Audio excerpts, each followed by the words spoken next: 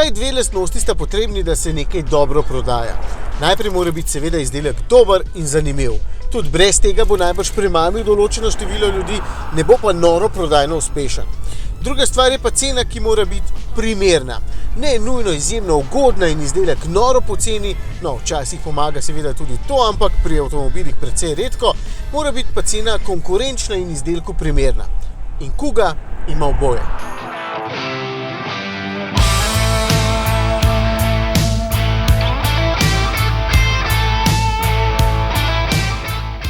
Ford ima kar nekaj časa že zelo agresivno cenovno politiko. Za lep primer lahko dam Mustang Mach-E, ki je danes točno 20.000 cenejši, kot je bil pred 3 leti, ko smo ga prvič vzeli na test.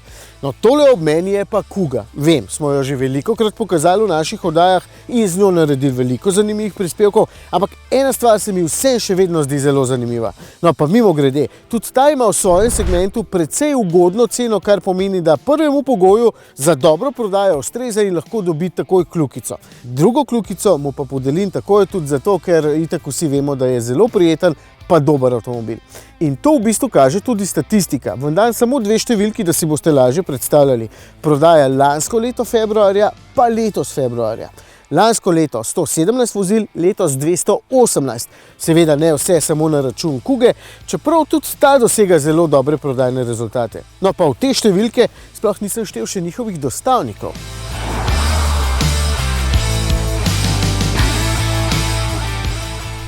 Kugo ponovno vozim, ker se mi zdi zanimivo poimenovanje Fordove opreme in tudi potem rangiranje.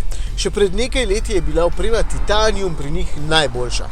Potem se je pridružila oprema Titanium X, pa počasi ST-Line in tako naprej. No in zdaj je oprema Titanium dejansko najslabša. Oziroma sem napačno rekel, ker sploh ni slaba, najbolj osnovna oprema je to. Evo, tako bo bolje. Ne vem pa, če se je uvoznik namenoma odločil testnemu avtu s to opremo nameniti najbolj dolgočasno črno barvo in s tem še poudaril, da gre za osnovno Kugo, ali je to samo splet okoliščin. Kakorkoli, v kakšni zeleni ali pa modri barvi bi tudi ta avto mnogo bolj zaživel. Kje so torej razlike v primerjavi s hudimi opremami?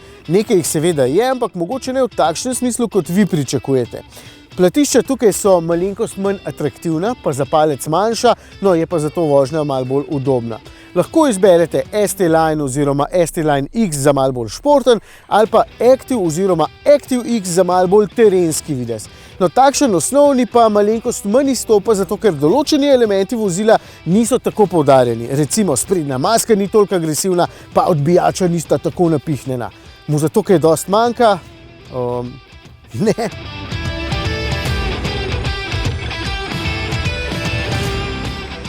Znotraj vas ne rabi skrbeti, če je volanski obroč serijski, ker je. In vzvratna prestava tudi, si morate misliti.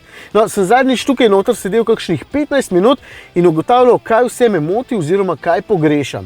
Hočem reči, nisem kar tako izstrelil vsaj 5 stvari, ki bi me motile, ali pa jih sploh ne bi bilo. Opazil sem, da so sedeži malo manj fancy in ozvočenje bolj osnovno. Pri ozvočenju mi je pravzaprav čisto vseeno, ker je tudi to dovolj dobro, sedim pa tudi čisto ok, čeprav sprednja sedeža v tem primeru nimata ergonomskega certifikata AGR. Do razlik pa potem pride pri bonbončkih, ker si moram v tem primeru sedež nastavljati ročno. Cela drama zame, ker sem razvajen. Potem stekla niso laminirana za več notranje tišine, ampak spet tega ne boste opazili oziroma bi kvečjemu opazili, če bi se najprej peljali z enim avtom, pa potem takoj še z drugim. Sicer pa jaz bi doplačal edino za matrične LED luči, tukaj so osnovne. Imam pa recimo ključ lahko ves čas v žepu, ker je pameten, spredaj in zadaj imam parkirne senzorje, zadaj imam tudi vzvratno kamero, tempomat in vse ostale asistenčne sisteme. In v bistvu je na koncu osnovna oprema Titanium, osnovna samo po ceni, ker je z njo Kuga pač najbolj ugodna, je pa na voljo pri vseh motornih različicah, tudi pri priključno hibridnem PHEV.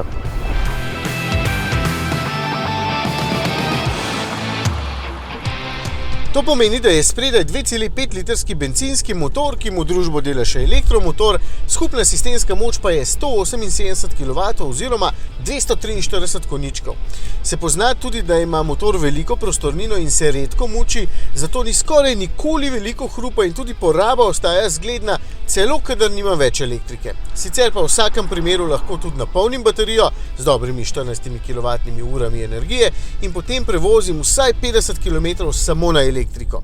No, to sem si pa pustil za naslednjič. Grem eno rundo po avtocesti in eno rundo po navadnih cestah, da vidimo električno razliko in se boste tudi vi potem lažje odločili, če je priključni hibrid primeren za vas.